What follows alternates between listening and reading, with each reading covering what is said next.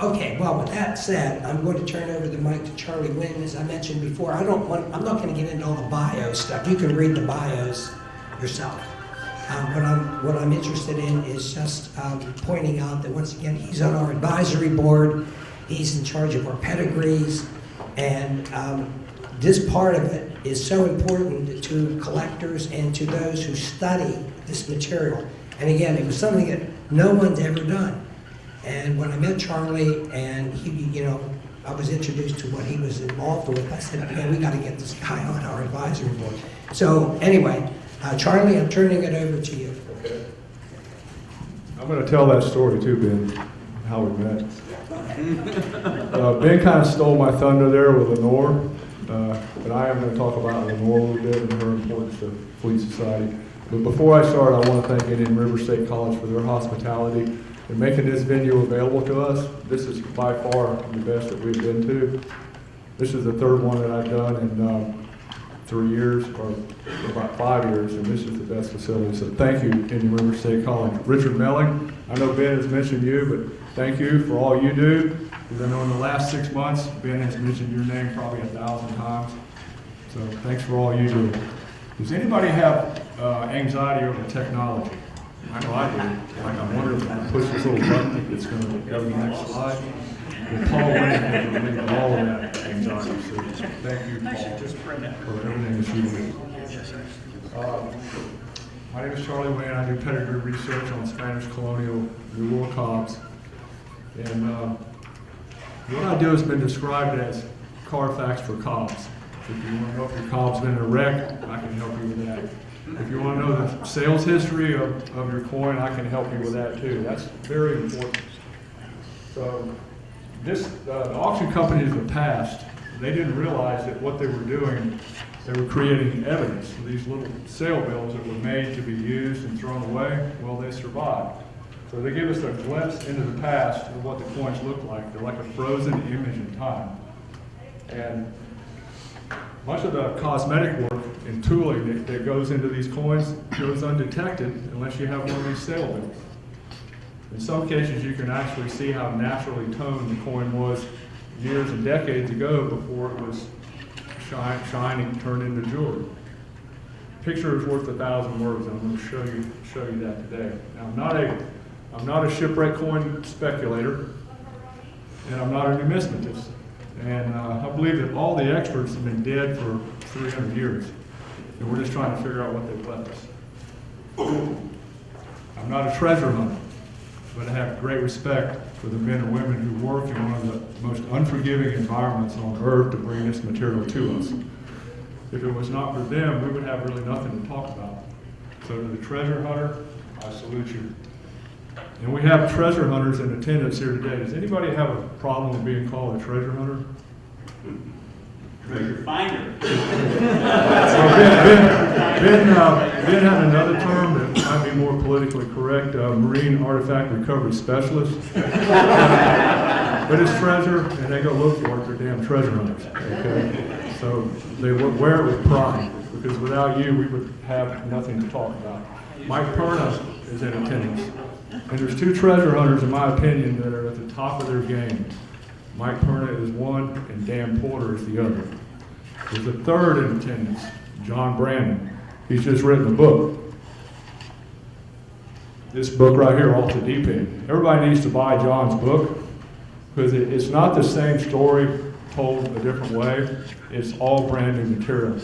And it's about this man's journey in this industry from the very beginning. And it's a testament to him and work ethic and all new photographs, never before published pictures in this book. So buy John Brandon's book, please.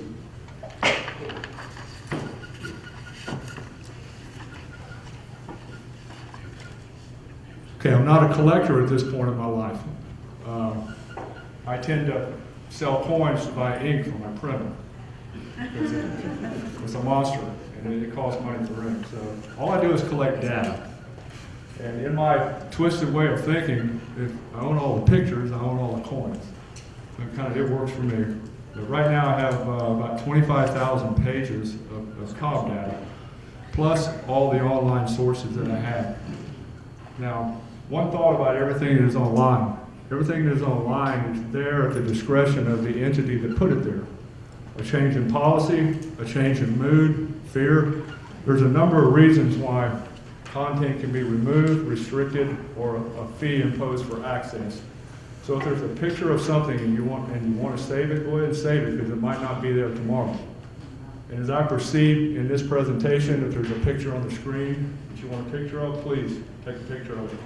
I'll also make all of my print data available to anybody that wants to look at it. I see a show of hands on how many collectors we have in attendance. I'm talking to the right crowd. Okay. This presentation is dedicated to you, the collector, the consumer. You are the engine that drives this industry. You are the protector and guardian of this material as it moves through time. You care, and I know you care, or you would not spend so much of your time and money to acquire this material. So to the collector, I salute you. And my calling in this industry is to arm you with information about the product that you're buying so you can draw your own conclusions. Because if you lose confidence and walk away from this industry and start collecting more than silver dollars, then a lot of people are going to be out of work. And all this material is just dusty bags of relics sitting in a bank vault in Tallahassee or in a display case in a museum that no one goes to. So the customer is the key to everyone's prosperity. And we all need to remember that and treat them with respect and not misrepresent the product that we were selling.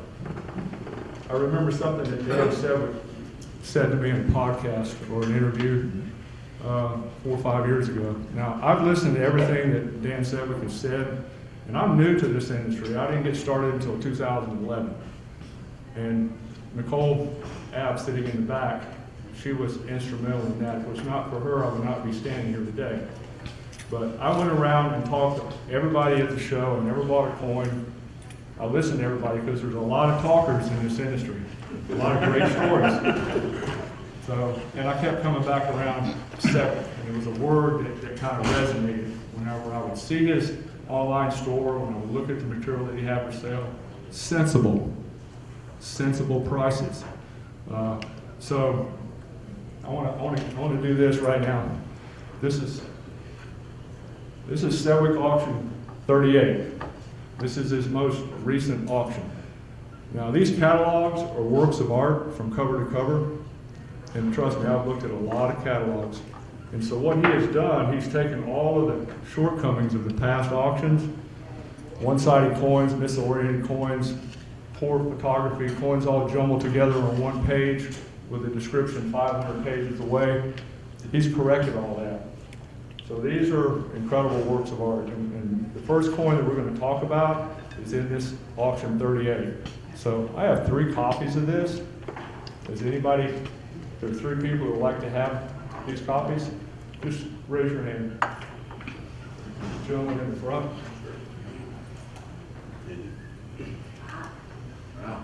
I have 2 more, and then so I'm happy to give these to you.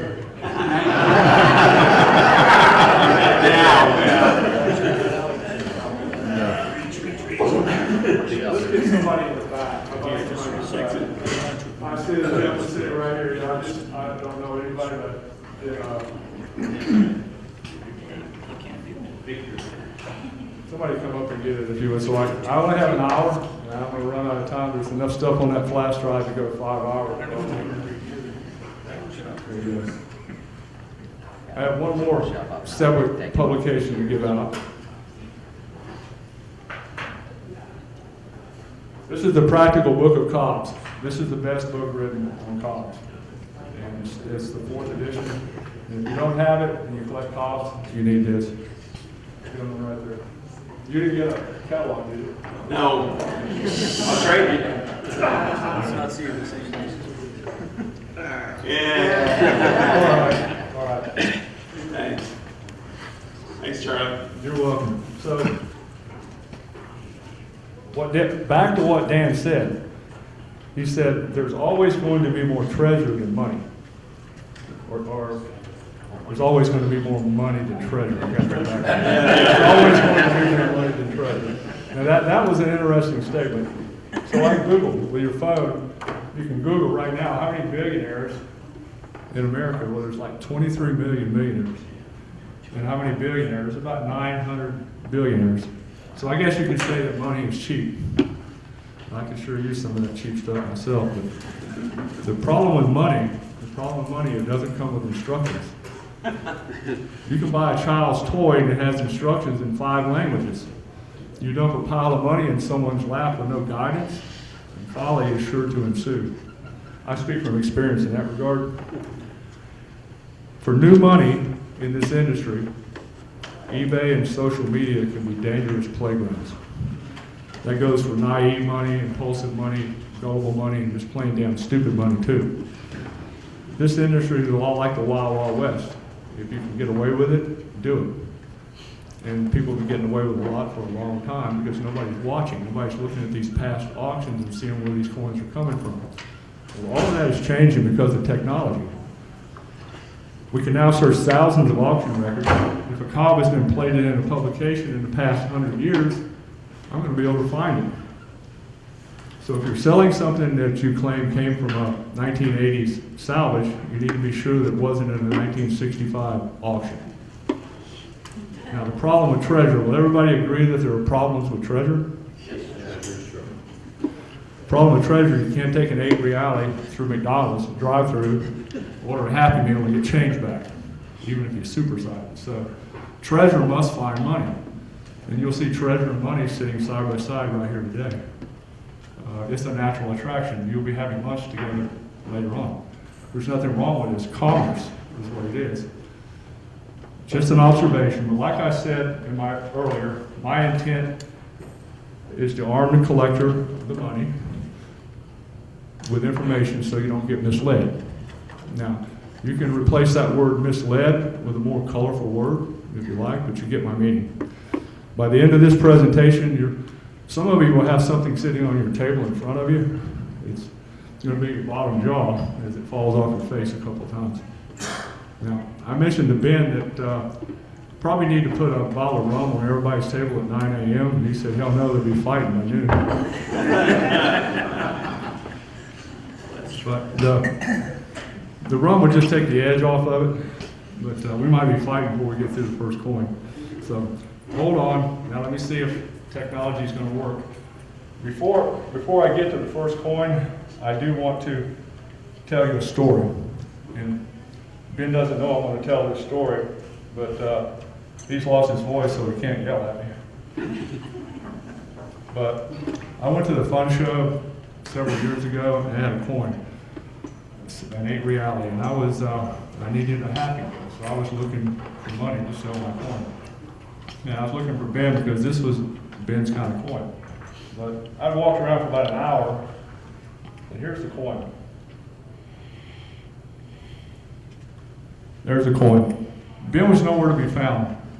This is the 1972 Schulman auction, and this is a Lima 8 reale, 1689. And Ben was nowhere, and I found myself standing at Sedgwick's table. And he had a clump of coins about that big, about 13 coins. And I realized when I saw that clump that I was not going to get my Happy Meal because we were probably going to trade treasure for treasure. So I said, here's my coin that I have for sale. And I opened up this Schulman catalog. And I said, here's the coin, here's the catalog, here's the picture of the coin in the catalog. He looked at it, looked at the coin, and said, yeah, we can make a deal. So we made a deal. So I own the clump, Dan owned the coin, everybody's happy. Guess who walks up and stands next to me? Ben. Dan goes, hey, Ben, I got a coin to show you. So he walks over with a catalog, he opens it up, and he goes, here's the coin, here's the picture of the coin in the catalog. Ben looks at it and goes, yeah, writes a check. Point being, that coin was bought and sold twice in a matter of 5 minutes with no certificate. The pedigree picture in the catalog was a certification. That's how important these old auction records are. Now, that sets the stage for the first coin that we're going to talk about. Here's a better picture of the 1698 Lima that we were just talking about. I want to show you this coin. Here's the first coin we're going to talk about. This coin sold in stacks. This is a Lima 8 Reale, sold in stacks auction in 2024 for $400. And was bought by a young man who was sitting somewhere here in attendance. There he is, he's back here in the back row. Okay, he looked at this coin and it was sea salvage. It was encapsulated PCGS, saltwater damage. So he looked at that coin and said, that might be an Atocha coin. And nobody was bidding on it. And it's full dated 1618, PAL.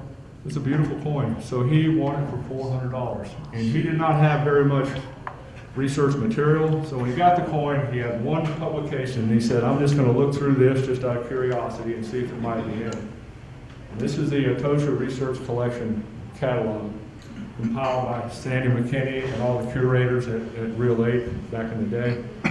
And so he's thumbing through this catalog. Here's a better picture of it. And there's the Atocha Research Collection book I just held up. So he's looking through it, and to his surprise, oh my God, there it is. It's a Research Collection coin, 189. There it is side by side. Even though the photography is not that good, you can definitely tell that it is a research coin. And there's the other side of it. Well, he approached the Fishers, and I talked to Melvin about this coin, and he said, we can't certify it unless we see it. And they live 3,000 miles apart. He did not want to put it in the mail, didn't want to risk that. If he ever come to Florida, he could get it recertified. So he was unable to get it recertified. So he decided to piggyback it into Sedgwick's auction with a friend's consignment, with a group of material into Sedgwick's auction. So with no certificate and no TSI number, Sedgwick looked at the catalog, looked at the picture, and said, yes, that's the coin. That's a research coin. So it's sold in Sedgwick auction for $3,250, which is a deal. This is an $8,000 to $10,000 coin all day long in today's market. Yes, sir. What's a research coin? The research collection, when the Mel Fisher treasurers completed all their inventory of coins, they saved all the very best for last. And there's a sequence of numbers in their database, 236,000 through 237,854. That compose most of the research coins that they pull from those numbers to create a group of 237 coins that are the very best of the Atocha. And so it's like the very best coins, comparable, an example of every coin that was found on the Atocha, creating a research collection. And it went to Christie's auction in 1988 as a group, but did not sell as a group. So after that, the owner that won the research collection in division, then those coins were dispersed in our industry. So this is one that was lost in the industry. And I just want to show you, there's a description in Sedgwick auction, X-Research Collection, Pedigree, and I like that word, to the Atocha Research Collection, plate coin 189. That was a good discovery. That coin had been lost in our industry for who knows how long. This is not precedent in Sedgwick's auction because there was one other example that also was a research coin that sold with no, as you see in the description, lack of tag or certificate. So there is precedent for this.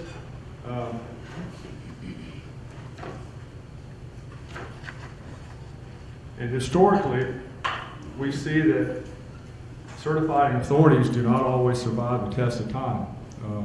All of the Real 8, I keep holding this up, but this is one of my favorite catalogs. All of the Real 8 luminaries have come and gone. All the original investors are come and gone. So I guess you could say we're living in the post-discovery Atocha luminary period right now. All the luminaries will pass. Life happens to all of us. And also to the original investors. So who is left to certify this material? So it's left up to the dealer to figure out what this stuff is. Now, for the most part, dealers have to play pedigree God. Sometimes they get it right, sometimes they get it wrong. And sometimes it's like Glenn Price said in the song Smuggler's Blues. Remember that song from the 1980s? It was South Florida anthem. And I'm not going to break out into song because there's somebody in the back row that hit me right between the eyes with a shoe if I do. But what he said was, the lure of easy money has got a very strong appeal. So we're left with those options. So what we're looking at on the screen with these catalogs is a new way forward, a new way of certifying coins after the original people have passed on.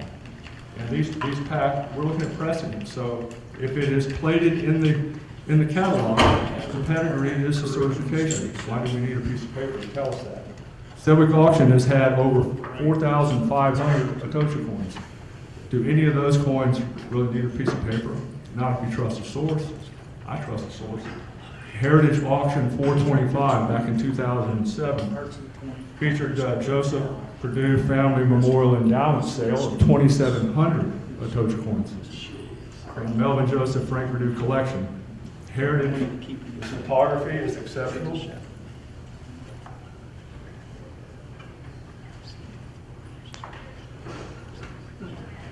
Here they are, plate after plate after plate. So do any of these coins need certification? There are 2,700 of these. Atocha coins have cycled in and out of thousands of auctions over the last 40 years. Technology now allows us to access that information. So if you trust the source, the pedigree is the certification. Any questions so far? I know I'm trying to move fast because I got a lot of material and very little time. Okay, the Atocha coins are the most popular coins with collectors, without a doubt. The price reflects that. And the research collection is the most important research collection in our time. Now, how many of these research coins are missing out there? In just 3 days, because this was a last-minute decision to put this first. So I crammed a lot of data real quick, but in 3 days, I found 56 examples in Civic Auction. There are 65 in Sandy McKinney's book here. I found about another 15. So there are some information available, but how many are missing? How many are like the 2 examples I showed you that are out there circulating as common potency coins with no certification? And the other word for potency was prolific. They meant a lot of silver. There's a lot of potency silver out there. There's another research coin in this auction. If you have the catalog right there, turn to lot 121, and you'll see that coin. That is the coin that started my journey in 2011 when I walked into Nicole's office, and it had a little tiny number, 6-digit number, 236533. She looked at that number and said, this might be one of our research coins. She got on the phone and called her mom and told her, and I can still hear Taffy screaming through the phone at Nicole, don't let him leave the building. So that was the coin that started my journey. Okay, I found it in an estate sale with no paperwork. Just a little tag, a little piece of paper with a number on it. That's all it was. That coin was rediscovered, lot 121 in that catalog you're looking at. That coin just sold for $10,000. Now, non-shipwreck comparable examples sell for about $200. So Atocha has the value, and there's a reason for that, because this salvage of the Atocha was more than a man finding treasure. It was about the right to think, to work, and to keep what you find. Okay, it is the right of property. So that is what this story is about. It's an American success story, and that is why these coins demand the prices that they get, because there's only one Atocha. So we have to respect these coins and not misrepresent them. Be sure that they are Atocha that you are selling.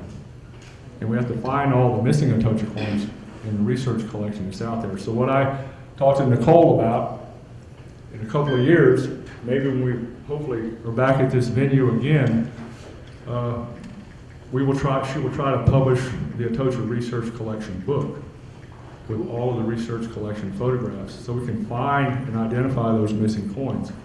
And maybe in 2 years, get the owners of these coins to bring them to the next conference for a display and have all the owners of the research collection coins bring some of these coins back together as many as we can. There's only 237 of them, and they're all very important to this industry. And the Fishers have all the photographs.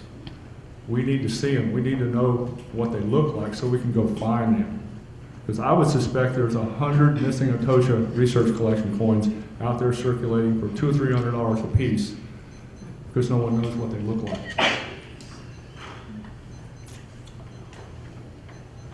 Any questions before we move on? Yes?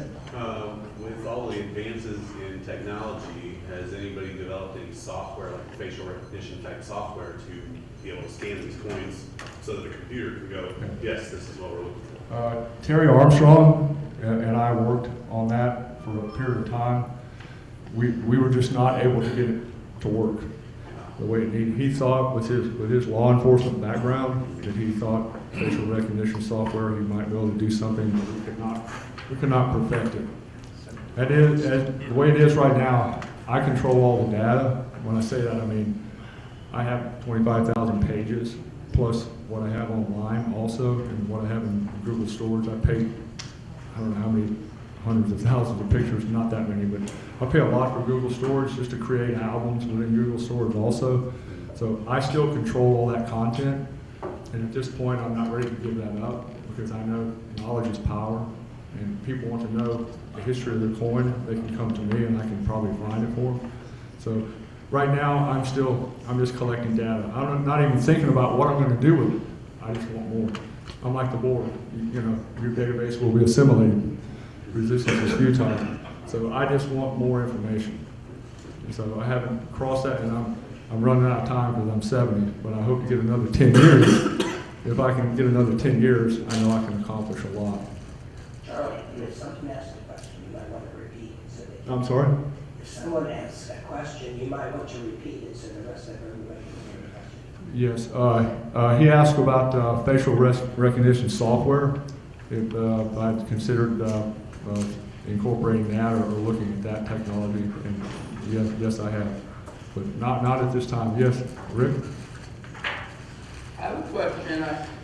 This isn't the appropriate session to ask it, then just go on, but I was at the fund show and I saw what I would call a 1622 fleet car. It was slab, and the description said it was from the Rosario, and there was no cert with it. But I was under the impression that the Rosario was in this area, part of the state, right by that fort, and that it wasn't allowed to be salvaged on the Rosario. I don't know. Does anybody have any input into that? Melvin's back there. Melvin Fisher. I believe some of the dry Tortuga shipwreck coins were slapped and sold as Rosario coins. But the dry Tortugas are not the Rosario, right? It's unclear. Yes. What's the safest way to clean a silver coin? You know what? There's several different techniques, but the electrolysis, you could talk to one of these treasure hunters, either John Brandon, Mike Perna. They can tell you that process. I've never cleaned a coin myself. I just buy them. I used to buy them. So they can tell you that. Any more? Okay. Next coin. It's actually going to be a little bit different phase, so I have a new title, Fire Beware. I want to introduce you to some of the collectors in our industry. And one coin in particular is associated with 3 different collectors and 3 different legendary sales. First one is this gentleman here, Stephen Philip Rutherford. Many of you may remember him. I'll just quickly summarize his bio. He graduated from the University of California, Davis with an agriculture degree. He joined the Army for 4 years after leaving. He created a motion picture business that supplied livestock to Hollywood, motion picture industry. He collected Spanish colonial coins in Mexico and South America. Now his material sold in Stack's Bowers over a period of about 1.5 years. And one of his coins that sold in Stack's Bowers is this beautiful over assayer, M/Q 8 reality. Potosi. And just let me give you a little bit of background on the rarity of this over assayer. The data that I compiled on the Atocha M over Q assayer, Q assayer, I have 2,681, 2,068. Here it is. There we go. There's the information I have on this assayer and the over assayer. 2,068 Q assayer coins, 1,258 M assayer coins. And of that, only 16 were over assayer that I could find. The next slide, Civic Auction 1 through 37, and it has had 4,524 Atocha coins. 11 were Q over assayers. And in 10 of the 11 descriptions, Civic uses the word rare. And I found 12 from non-shipwreck and 1 in a European sale. So to conclude, there's some rarity to that over assayer. Now, this coin sold here in stacks, and if you look at the description in the sale, you can see it sold for $320. You can see that the coin features an antique gray tone that remains gracefully free from any damage or cleaning. And that's really rare for these coins, because most of them were shipwrecked and they've been cleaned. So to find a coin like this, and you have to really look at the picture in PCGS because that photography is exceptional. You can even see the dirt on the cross side. It has that fold over anomaly at 2 o'clock in the metal. It has that edge fault. So if you love cobs, this cob is just dripping with character. So this is why I search this stuff, and this is why I used to collect cobs, because coins just like this. Well, I knew I had seen that coin in another sale, just because of that edge fault. But to go through 25,000 pages of material, it was not possible. So I waited till I had like 50 coins on my search board to search. Well, I finally went through it and I found it. I found it here in the KLM Renaissance sale, 2001, and it was in another legendary collector's collection. And this gentleman here, Siegfried von Schumann. Now I won't go into detail of his bio just for time restraints. He was born in Berlin, 1929, ended up living in Colombia and Venezuela. So can you imagine what this gentleman went through having been born in Berlin in 1929? Well, here's where I found it in his KLM Renaissance sale. As you can see, it was a different format. There was only 2 coins on the page. And what's interesting, when you find a pedigree and you read into the description, sometimes you get clues that lead you somewhere else. It's like following breadcrumbs. Well, this sale, matter of fact, I have the book here. This sale, if you read down at the bottom, it had these words, X SBC 988 lot 608. Now that is a Swiss Bank Corporation sale of September 1988, lot 608. That is a cell shop coin. Now I know that cell shop needs no introduction to this room. So I want to just do a quick bio on what cell shop has published, and then we'll get to this coin and his sale. We first published this. Co-author was Sebastian Bondi, and I didn't know who Sebastian Bondi was, but I asked Jorge, so he gave me some background information on who he was. He really just helped Cell Shop write the book, so he really had no understanding of the coin. So this is really a Cell Shop work, and this is his first work in 1964. Extremely rare, so rare Dan Sevick doesn't even have this copy. Do you have it, Jorge? I do. You do. Jorge has everything. But this is an important work by Cell Shop. And then he published his work in 1971, Coins of Lima, La Plata, and Potosi. And by the way, Treasure Salvers had this publication as their Bible. As Carol Tedesco said, this was their Bible to go by.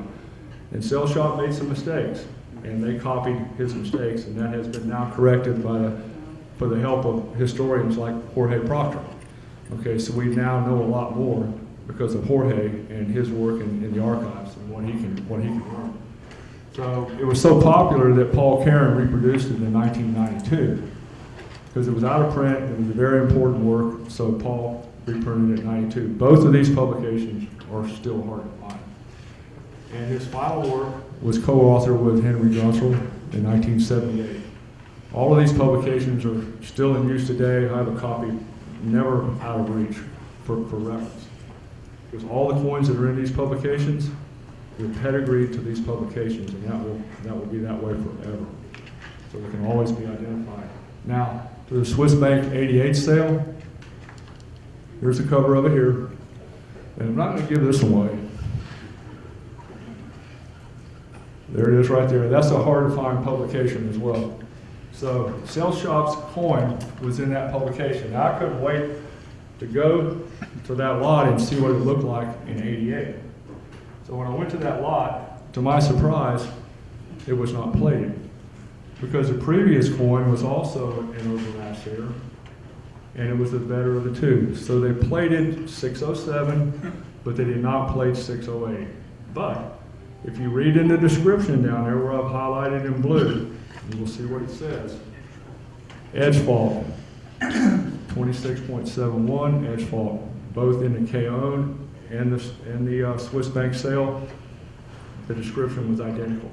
So there's no doubt that is our Sales Shop coin. So rare coin pedigreed to 3 legendary collections, Sales Shop, Rutherford, and von Schuppen, and 3 legendary sales. I'm going to show you one more picture of the coin, what it looked like. Now, before I show you what it looks like now, how can I say the coin is kind of taken on a risque appearance. So if you have any small children in attendance, you might want to cover their eyes, or if you're sensitive, you may want to look away. And I didn't realize this damn screen was going to be so big. But here's what the coin looks like now. It's been turned into jewelry. Now, I don't have a problem with jewelry. We all wear jewelry. I have jewelry on. But to take a coin like this and do this to it, and they've erased all of that history. There's the other side of it. And there's the other side of it. Now, what they've also done, they're calling it a tocha. Okay, that's not for me to decide. I'm not a shipwreck coin speculator, but this is just one example. I have about 200 examples like this. Now I want to show you this coin here. This is a coin that was plated in Sales Shop work. And that coin coincidentally came up for auction in Sedgwick auction a couple of auctions ago. And I saw it. And I had already had this information on this other coin. There it is right there. There's what it looked like in Sedgwick auction. So I bought this coin. I've only bought 2 coins last year. I bought this coin and the coin you see on the banner hanging right there. And I really bought this coin to prevent from happening to this coin what happened to the other one if it fell into the wrong hands. Is we need to preserve this history and not change it. Those collectors, those 3 collectors, their families wanted their names on those slabs and associated with those coins. And to erase all of that history, to what? Turn it into jewelry and claim it as a tocha and make money? Shame on you. So, not on my watch. Sorry. Any questions? Yes, sir. Just curious, the coin that was from that Swiss Bank Corporation auction, sometime, was the little tag that was with the Swiss Bank Corporation auction, was that with the coin when it subsequently auctioned the other 2 times? The original paperwork The little tag, that the coins usually come with, like a little information tag. yes, the coin. This coin that's on the screen right now, it had the Swiss Bank original paperwork with it. Yeah. Yes, it did. Yeah, and it was also in Henry Cottrell's book, and it's in the Sales Shop 71 work too. So it's plated in Sales Shop's work as well. And that's another reason why I bought this coin. Because that would have just been another one that had been turned into something that it wasn't. Yes? You have a little better example of the M over Q, a little better picture of it? Of what? Of the assay, the M over Q. I can show it to you when we're Charlie, trading. if you go back to the one that's in the jewelry, that picture, you can see the M over Q a lot easier because it's a brighter picture. Just one back. Okay. Because they really blasted the light on. Yeah, you can see it, the one with the jewelry. Back there you go. You can see the Q is much larger than the M, yeah? Does that help you? Yes, it does. Okay. So question, so can that coin be salvaged or was it damaged when it was made in jewelry? It's, the weight of the coin is, I don't have it right here, but it was close to full weight. So it was an edge fault that was created that way. It was just a plastic anomaly that was created that way. And if you look at 2 o'clock, you see that fold over, that metal fold over. So it was like it was metal and it was folded over and it was stamped. So it has that unique characteristic too. Melvin? Were you able to identify this coin while it was mounted, or how did you recognize it so quickly? Well, when it first appeared on the website, it was not mounted. You know, and it had not been cleaned. And On so the it auction would have already been. website or on the I'm sorry? the next seller? I'm sorry? On the auction website or when it was being sold? No, it was a private online sales. Okay.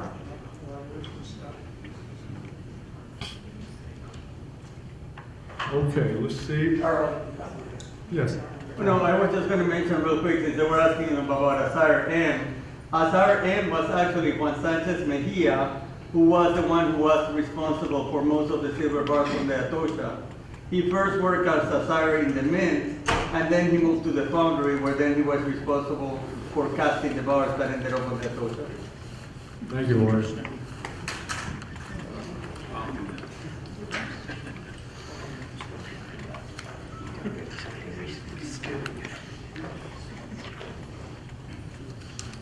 Okay, I want to volunteer. Somebody in the audience that is a collector. All I need is your first name. You don't have to come up here, I just need your first name. Merwin. What's your name? Merwin. Merlin? Yeah, Merlin. Merlin the magician. there you go. I wish. Well, Merlin is a collector, and he's vacationing in the Florida Keys, and he's developed an interest for shipwreck jewelry. And so he is also a Fleet Society member, and Fleet Society pays for me to have 2 online database search engines, Coin Archive Pro and AC Search. That costs Fleet Society about $700 a year. Ben just wrote the checks for me to have that service. And for that, I will search in real time any coin that you're looking at in a store.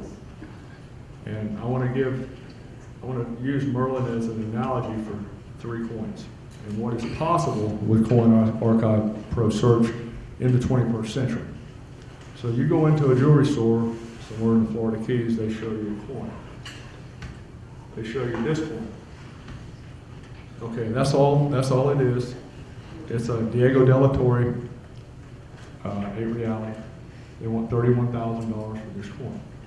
Now, he takes a picture of it, steps out, sends me the picture, and says, would you search this coin? I'm in a jewelry store, I'm considering buying this.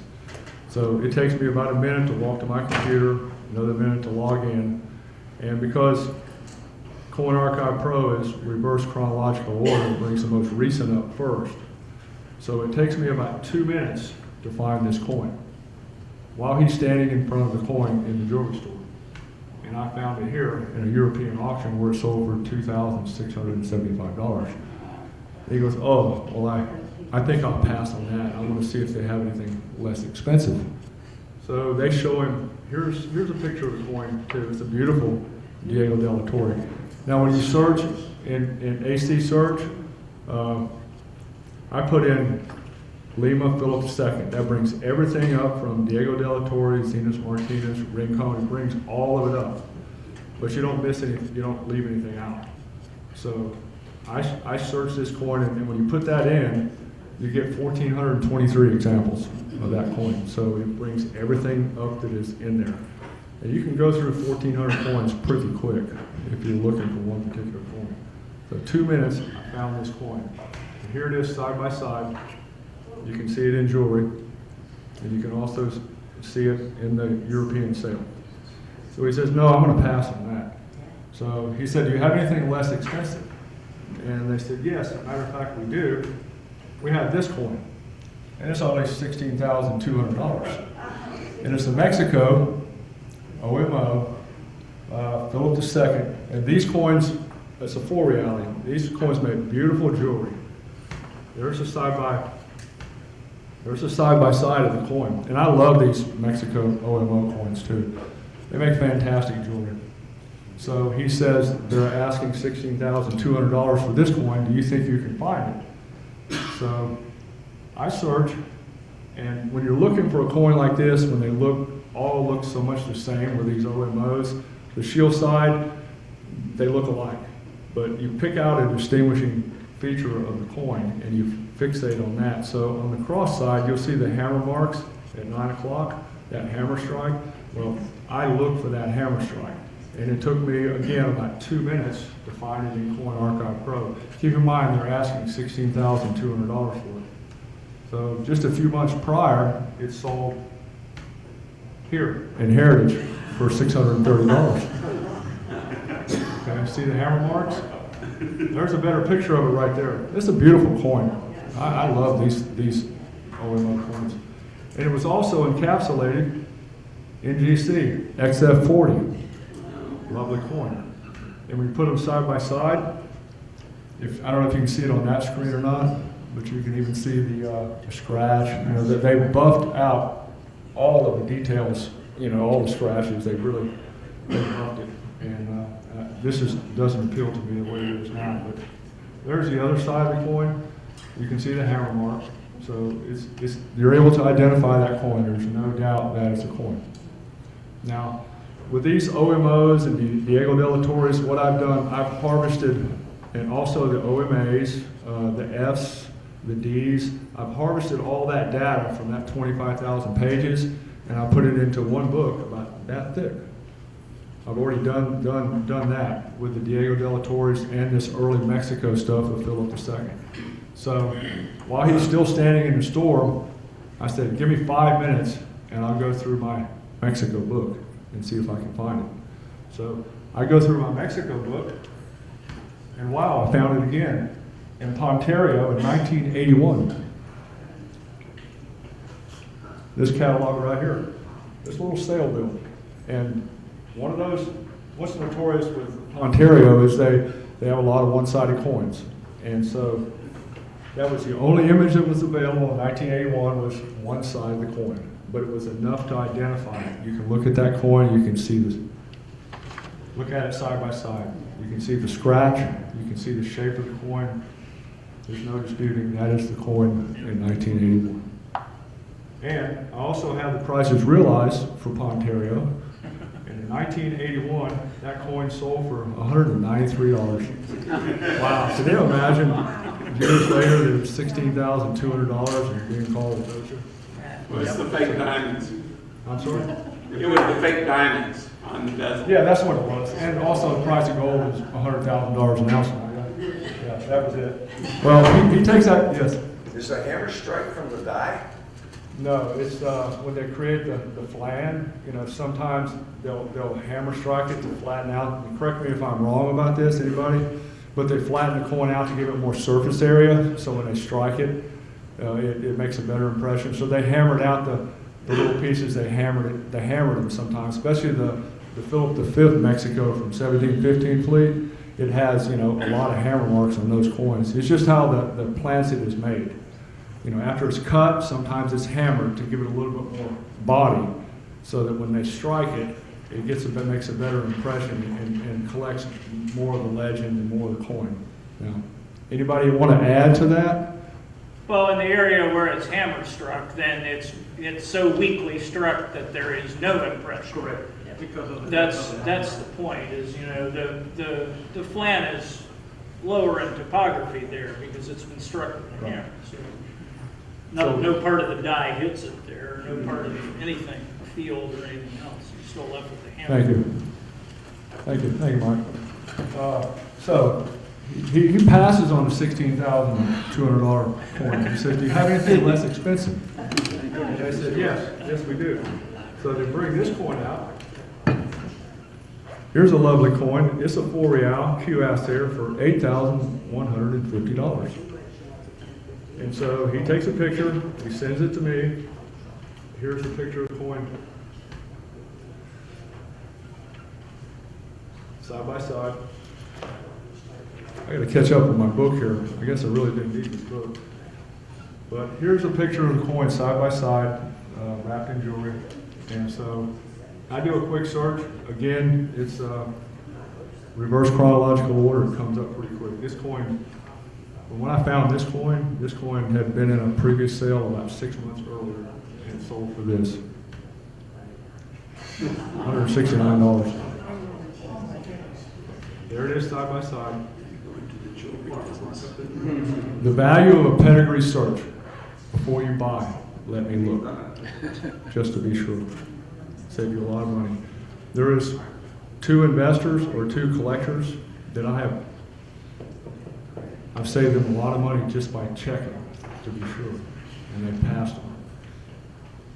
Because it takes a lifetime to get to a point to where you have disposable income to buy this stuff. We work hard for our money, and we don't want to give it away, and we don't want to throw it away on something that's being sold. It's not what it is. So I will help you figure out what it is if you need help. How much time do I have? Am I running out of time, Ben? 10. 10 minutes? Yes. Thank you. Yes, sir. I'm trying to figure out what to talk about next. I have so much here. I only have 10 minutes. So should I go past this? No, I'm not going to go past this. This needs to be talked about. Okay. I want to show you a coin that I have been looking for 3 years. Okay. And I know it's out there. I don't know where it came from. I'm building a drama before I show it to you. I don't know where it came from. I haven't found it any other place but here. But it has to be somewhere because it's such a beautiful coin. And I've showed this coin to Carol Tedesco, Jorge Proctor, Dan Sedgwick, Louis Ponte. I showed it to a number of people. And they all have the same reaction. They just kind of chuckle. But here's the coin. Does anybody see anything wrong with this?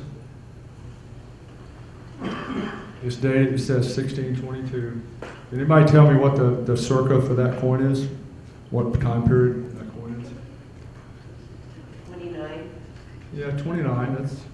That's about right. It's circa 1629. And there it is in the PCDS slide. And here's a better picture of the coin. There's how I like the coin. And if you look on the cross side, you'll see the bottom of the NO of ANO, and you can see the first cipher in the date. You can see the 1. And the second 2 ciphers seem to be missing, but the third one, I believe, you can see the bottom of the 9. So I believe it's a 1629. But it is a lovely coin. So if you want to take a picture of that on the screen, by all means do, because I want to find this coin and see where it's at now and who owns it. But it's clearly not a tocha, okay? Here's where it's sold on eBay. Remember what I said about eBay being in dangerous territory? Well, there's where it's sold. So somebody may have bought this, and it may be out there slabbed as a tocha. So help me look for this coin. This is an important coin to find. Now, one more. We got 8 minutes, so maybe I do want to talk about this next coin too.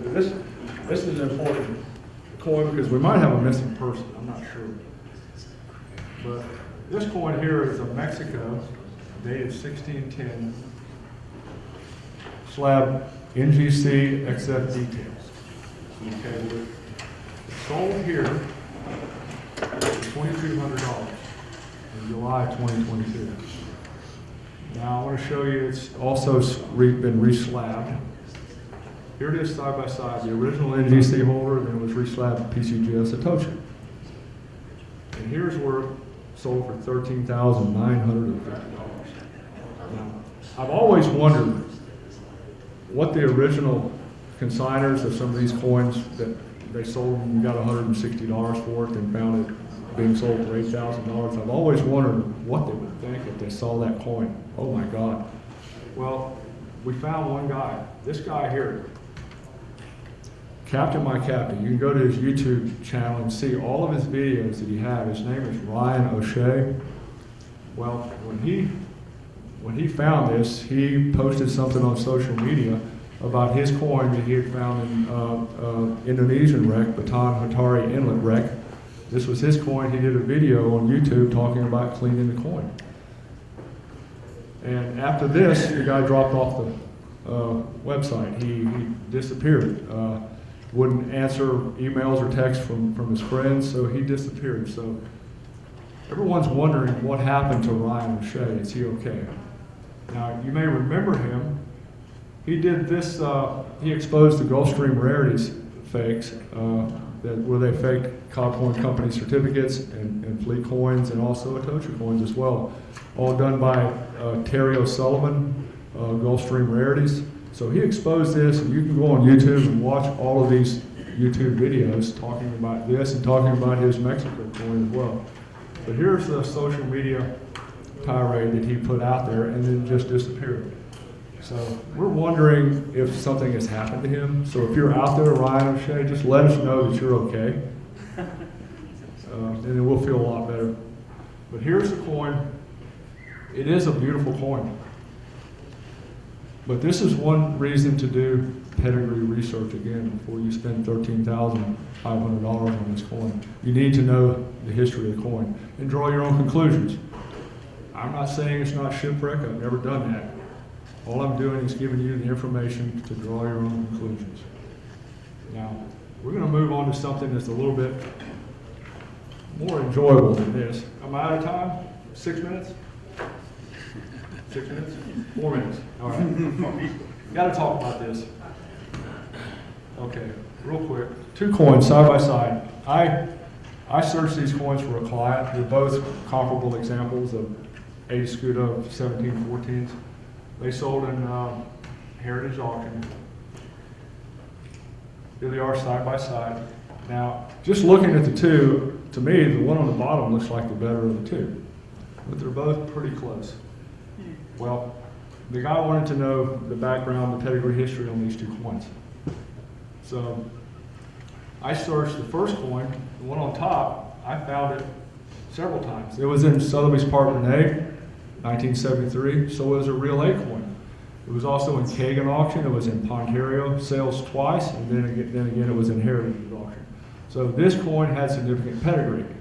And he asked me, he said, well, what about the other coin? I said, I couldn't find the other coin in any of my data. He goes, well, what does that mean? I said, I don't know, maybe it's just never been offered for sale. And then he asked the key question, do you think it went through division?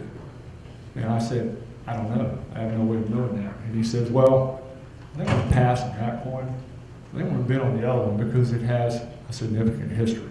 So we bid on the other one, and here's what it sold for, $30,000. The one on the bottom sold for 18. This is not counting the percentage. So you paid $30,000 plus $6,000 for that coin because of the pedigree, and he wasn't sure about the one on the bottom. Pedigree history matters to these collectors. They want to know for sure where the coin came from. And here's the bidding frenzy on the coin on the top in Heritage. And here's the bidding frenzy on the coin on the bottom. As you can see, there's not as many bidders. Now that coin on the bottom recently sold in a European sale. It did a little bit better, $25,315. So it did better in the European sale. So it did realize its actual value. And there we go. That's a beach fund. I found that a few years ago. This is kind of like an intermission here. I'm going to continue on, but I think I'm out of time, so I better get off the stage here. Thank you all very much.